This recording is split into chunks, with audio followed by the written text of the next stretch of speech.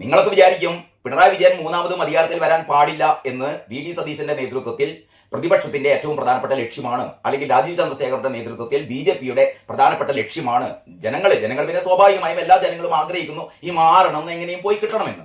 പക്ഷെ രാഷ്ട്രീയ ലെവലിൽ ഏറ്റവും കൂടുതൽ പിണറായി വിജയനെ ഇവിടുന്ന് മാറ്റണം എന്ന് പറഞ്ഞാൽ മൂന്നാം തവണ ഒരിക്കലും ഈ മനുഷ്യൻ വരാൻ പാടില്ല, അല്ലെങ്കിൽ ഈ ടീം വരാൻ പാടില്ല എന്ന് ആഗ്രഹിക്കുന്നത് യഥാർത്ഥത്തിൽ, അതിനുവേണ്ടി ശ്രമിക്കുന്നത് യഥാർത്ഥത്തിൽ വി.ഡി. സതീശനോ രാജീവ് ചന്ദ്രശേഖരോ അല്ലെങ്കിൽ UDF-ഓ അല്ലെങ്കിൽ BJP-യോ അല്ല, കള്ളൻ കപ്പലിൽ തന്നെയാണ്.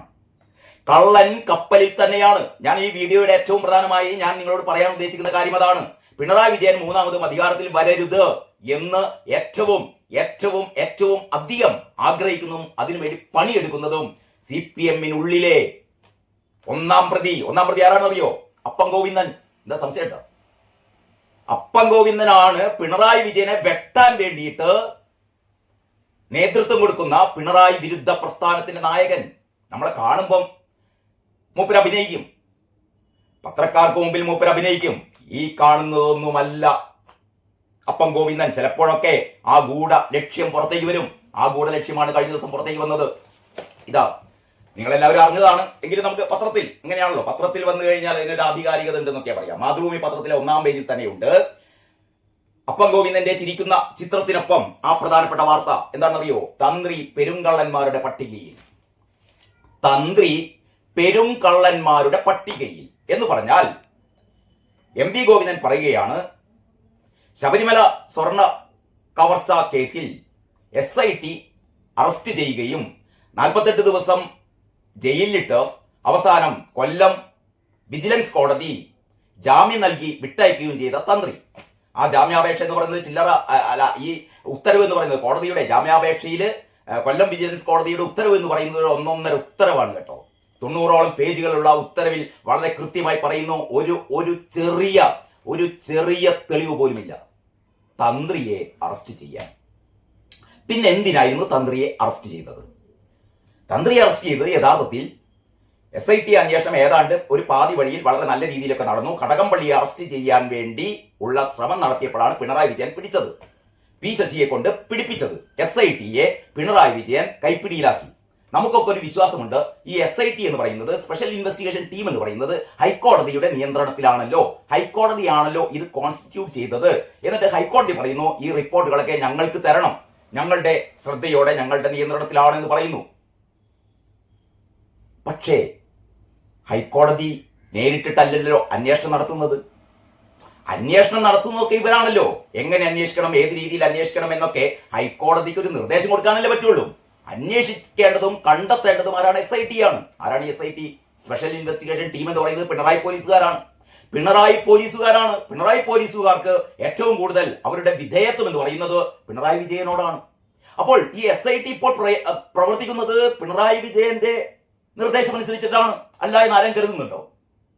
SIT പ്രവർത്തിക്കുന്നത് പിണറായി വിജയന്റെ എല്ലാവിധ നിർദ്ദേശവും അനുസരിച്ചാണ്. പിണറായി വിജയൻ പറയുന്നു ആരെ അറസ്റ്റ് ചെയ്യാൻ പാടില്ല, കടകംപള്ളി അറസ്റ്റ് ചെയ്യാൻ പാടില്ല, അല്ലെങ്കിൽ എന്നോ അറസ്റ്റ് ചെയ്യുമായിരുന്നു. കാരണം കടകംപള്ളി എന്ന് പറയുന്ന മന്ത്രിയുടെ കീഴിലുള്ള ഈ ബോർഡാണ് ഇമാതിരി തോന്നിയാസങ്ങൾ മുഴുവൻ നടത്തിയത്, കൊള്ള നടത്തിയത്. അപ്പൊ കടകംപള്ളി അറിയാതെ നടക്കൂ? കടകംപള്ളി അറിയാതെ എന്തായാലും നടക്കില്ലല്ലോ. കടകംപള്ളിയെയാണ് പിടിച്ച് അകത്തിടേണ്ടത് ഏറ്റവും ആദ്യം.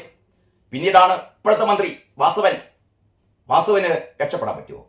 വാസവന്റെ ഈ ബോർഡ്, ഏത് board? Devaswom board. PS Prashanth ആയിരുന്നു പ്രസിഡന്റ്. PS പ്രശാന്തിനെ 2 തവണയോ 3 തവണയോ ചോദ്യം ചെയ്തു എന്നാണ് നമ്മൾ അറിയുന്നത്.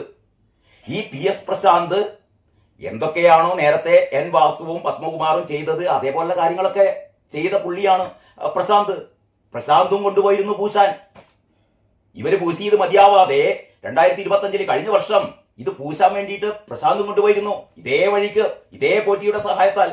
ഇതിനൊക്കെ അനുമതി നൽകിയത് വാസവനാണ്. ശബരിമലയിലെ ഒരു വസ്തുവും ഇതേപോലെ പുറത്തേക്ക് കൊണ്ടുപോകാൻ പാടില്ല. കൊണ്ടുപോകണമെങ്കിൽ, അങ്ങനെ വല്ല ആവശ്യമുണ്ടെങ്കിൽ ഹൈക്കോടതിയുടെ അനുവാദം വേണം. അതിനു വേണ്ടിയിട്ട് ഒരു സ്പെഷ്യൽ കമ്മീഷണർ ഉണ്ട്.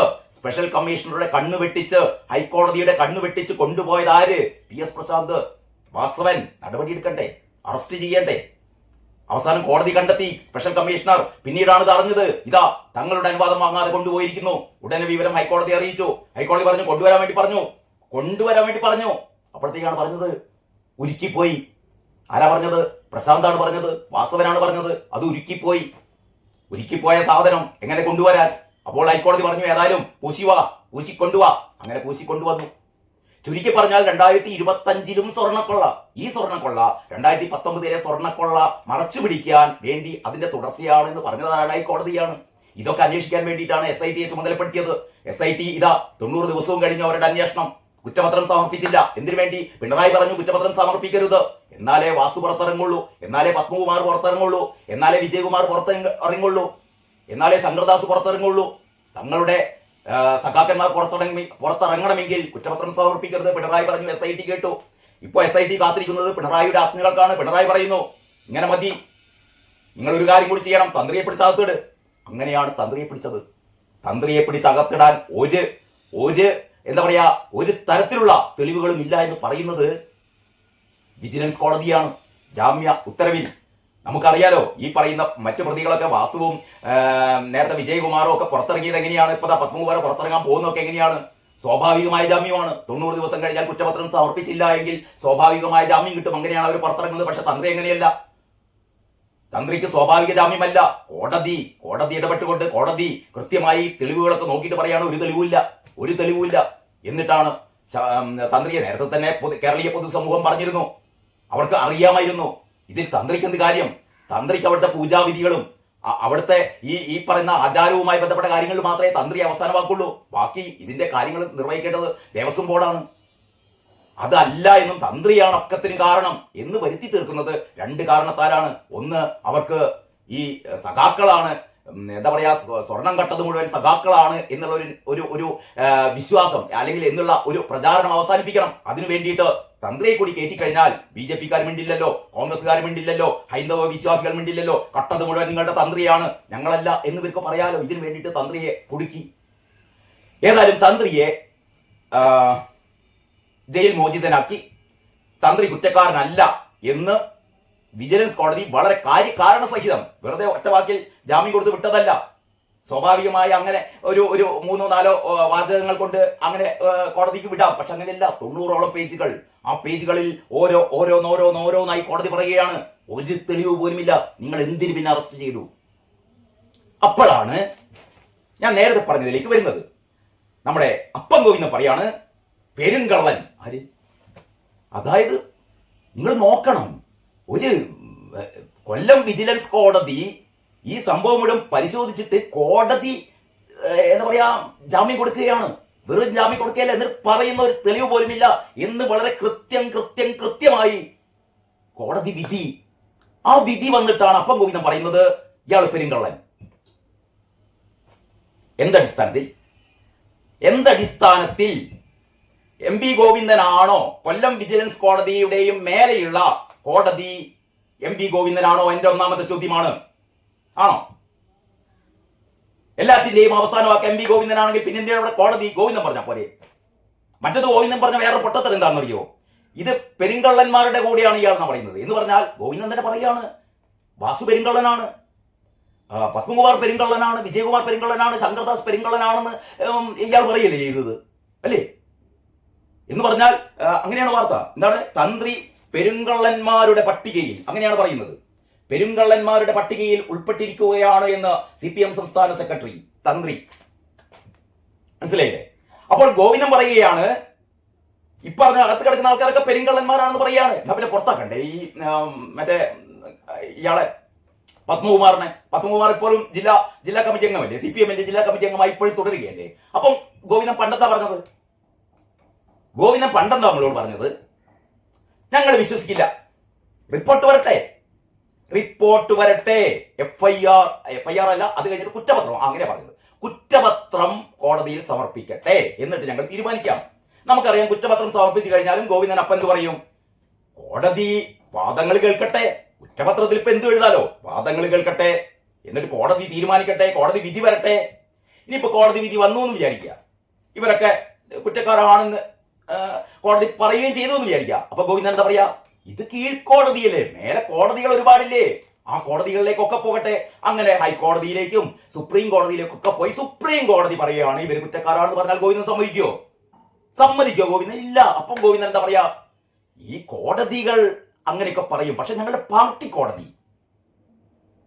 പാർട്ടി കോടതിക്ക് വിശ്വാസമുണ്ട്, അല്ലെങ്കിൽ പാർട്ടി കോടതി പറയുന്നു ഇവർ കുറ്റക്കാരല്ല. അങ്ങനെയാണല്ലോ നമ്മൾ ടി പി ചന്ദ്രശേഖരന്റെ കേസിലൊക്കെ കണ്ടത്. കുഞ്ഞനന്ദനെ കോടതി ഇരട്ട ജീവപര്യന്തത്തിന് ശിക്ഷിച്ചിട്ടും കുഞ്ഞനന്ദേട്ടാ എന്ന് വിളിച്ച് കെട്ടിപ്പിടിക്കുകയായിരുന്നില്ലേ ശൈലജ ടീച്ചറും ബാക്കിയുള്ള ഈ മാരി സഖാക്കളൊക്കെ. എന്തൊരു സ്നേഹമായിരുന്നു കൊലയാളികളോട്. അപ്പൊ ചുരുക്കി പറഞ്ഞാൽ ഗോവിന്ദൻ ഇന്ന് പറഞ്ഞതല്ല നാളെ പറയുന്നതല്ല മറ്റന്നാൾ പറയാ. പക്ഷേ ഇപ്പോഴ് എന്ന് പറഞ്ഞാൽ തെരഞ്ഞെടുപ്പ് ഇങ്ങനെ പടിവാതിൽക്കൽ എത്തി നിൽക്കുമ്പോ ഗോവിന്ദൻ പറയുകയാണ് തന്ത്രി പെരിങ്കള്ളനാണ്. അങ്ങനെ പറയേണ്ട ഒരാവശ്യവുമില്ലായിരുന്നു. വേണമെങ്കിൽ എസ് ഐ ഡി ഇപ്പൊ പോകുന്നത് ഇത് എന്താ പറയാ അപ്പീൽ കൊടുക്കാൻ വേണ്ടി പോവുകയാണ്. ഇയാളെ തന്ത്രിയെ വെറുതെ വിട്ടതിനെതിരെ ഹൈക്കോടതിയിൽ അപ്പീൽ കൊടുക്കാൻ പോവുകയാണ്. അവർക്ക് അങ്ങനെ കൊടുക്കാം. ഹൈക്കോടതിയിൽ നിന്ന് കിട്ടട്ടെ തലക്കടി. ഹൈക്കോടതിയിൽ നിന്ന് കിട്ടിയാൽ തനിക്ക് മനസ്സിലാവില്ലല്ലോ, കൊടുക്കട്ടെ. അങ്ങനെ കൊടുത്താൽ മതിയായിരുന്നു. പക്ഷെ ഈ പൊട്ടൻ ഈ ഊള പറയുകയാണ് തന്ത്രി പെരിങ്കള്ളൻ. അങ്ങനെ പെരിങ്കള്ളൻ എന്ന് എം വി ഗോവിന്ദൻ പറയുമ്പോൾ ഒരു കാര്യം നിങ്ങൾ മനസ്സിലാക്കണം.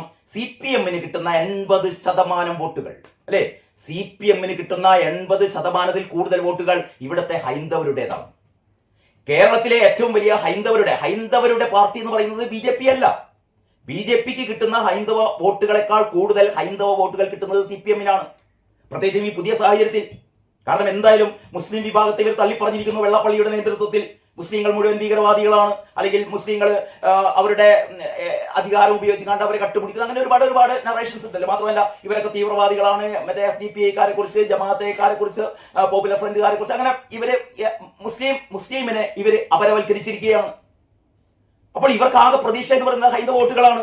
ആ ഹൈന്ദവ വോട്ടുകളിലാണ് ഗോവിന്ദൻ കത്തിവെച്ചിരിക്കുന്നത്. ഞാനതാ പറയുന്നത്. പിണറായി വിജയൻ 3ാം തവണ അധികാരത്തിൽ വരരുത്. പിണറായി വിജയന്റെ നേതൃത്വത്തിലുള്ള LDF അധികാരത്തിൽ വരരുത്. ഏറ്റവും ദയനീയമായി തോൽക്കണം. ഏറ്റവും കൂടുതൽ ആഗ്രഹിക്കുന്നത് VD സതീശനല്ല, രാജീവ് ചന്ദ്രശേഖരല്ല, പിന്നെ ആരാണ്? MV ഗോവിന്ദനാണ്. അതിനു വേണ്ടിയിട്ടുള്ള MV ഗോവിന്ദന്റെ മരുന്നാണ് ഒന്ന് ഈ തന്ത്രി പെരിങ്കള്ളനാണെന്ന് പറയാം. അപ്പോൾ ഈ ഹൈന്ദവ വിശ്വാസികളാകെ CPM-നോട് ഭയങ്കര വിരോധം വരും. കാരണം കോടതി നേരത്തെ തന്നെ ഈ തന്ത്രിയെ അറസ്റ്റ് ചെയ്തപ്പോൾ തന്നെ ഹൈന്ദവ വിശ്വാസികളുടെ ഇടയിൽ വളരെ മുറുമുറുപ്പും അമർഷവും ഒക്കെ ഉണ്ടായിരുന്നു. എന്തിനു വേണ്ടിയിട്ട് തന്ത്രിയെ അറസ്റ്റ് ചെയ്യുന്നു? ഇവരൊക്കെ അരിയാഹാരം കഴിക്കുന്ന ആൾക്കാരാണല്ലോ. എങ്കിലും ഈ ഹൈന്ദവ വിശ്വാസികളുടെ ഒരു നന്മ ഇനി തന്ത്രി അങ്ങനെ വല്ലതും ചെയ്യുകയാണെങ്കിൽ, കാരണം ഒരു സംശയം, കാരണം തന്ത്രി ചിലപ്പോൾ ഇതിനൊക്കെ എന്താ പറയാ ഇതിനൊക്കെ ഒരു സഹായം ചെയ്തു കൊടുത്തോ എന്നൊക്കെയുള്ള ഒരു സംശയം ഹൈന്ദവ വിശ്വാസികൾക്കിടയിൽ ഉണ്ടായിരുന്നു സ്വാഭാവികമായിട്ടും. അപ്പോഴാണ് കോടതി തന്നെ തീർത്തു പറഞ്ഞത് തന്ത്രി നിരപരാധിയാണ്. അപ്പോൾ ഗോവിന്ദൻ ഇയാൾ പെരിങ്കള്ളൻ എന്ന് പറയുമ്പോൾ അതോടുകൂടി നേരത്തെ തന്നെ ഹൈന്ദവ വിശ്വാസികൾ ശബരിമല സ്വർണം സഖാക്കന്മാര് കട്ടുകൊണ്ടുപോയി, അല്ലെങ്കിൽ അയ്യപ്പനെ വരെ കൊണ്ടുപോയതിൽ ആകെ അമർഷം പൂണ്ടു നിൽക്കുകയാണ്. മാത്രമല്ല മറ്റേ ആഗോള അയ്യപ്പ സംഗമം നടത്തിയിട്ട് കട്ടുമുടിച്ചതിന്റെ കഥ ഇവിടുത്തെ നഴ്സറി കുട്ടികൾക്ക് വരെ അറിയാം. ചെറിയ കുട്ടികൾ പാട്ടുപാടാണ്. 600 പേർ പങ്കെടുത്തതിന് 5000 പേർക്ക് സദ്യ, അല്ലേ? പന്തൽ കെട്ടാൻ 58 കോടി, അല്ല 58 ലക്ഷം. അവിടെ മറ്റേ സ്പീക്കർ പിടിപ്പിക്കാൻ അല്ലെങ്കിൽ അതിനൊരു വൈബ് ഉണ്ടാക്കാൻ വേറെ 45 ലക്ഷം. അവിടെ കലാപരിപാടികൾ അവതരിപ്പിക്കാൻ 38 ലക്ഷം. ലൈറ്റ് പിടിപ്പിക്കാൻ വേറൊരു 16 ലക്ഷം. അങ്ങനെ അയ്യപ്പനെ കട്ടുമുടിക്കുന്ന സർക്കാർ എന്നുള്ള രീതിയിൽ ഹൈന്ദവ വിശ്വാസികളുടെ വിശ്വാസം ഇങ്ങനെ നഷ്ടപ്പെട്ട് പോയിക്കൊണ്ടിരിക്കവേ കടും വെട്ടുകയാണ് ഗോവിന്ദൻ പറയുന്നു പെരുങ്കള്ളൻ. ഇതോടുകൂടി ഹൈന്ദവ വിശ്വാസികളുടെ വോട്ട് അവര് തീരുമാനിക്കുന്നു. വേണ്ട ഈ കാരണഭൂതൻ ടീമിന് ഇനി ഞങ്ങൾ വോട്ട് ചെയ്യില്ല. ഞങ്ങളുടെ വോട്ട് ഒന്നുകിൽ BJPക്ക് അല്ലെങ്കിൽ UDF-ന്. എന്ത് ഗോവിന്ദന്റെ ഒരു ഇങ്ങനെയാണ് ഈ സഖാക്കന്മാരുടെ കുതികാൽ വെട്ട് എന്ന് പറയുന്നത്.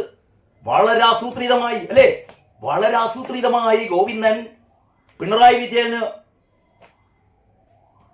എന്താ പറയാ പിണറായി വിജയനെ വെച്ച പാര.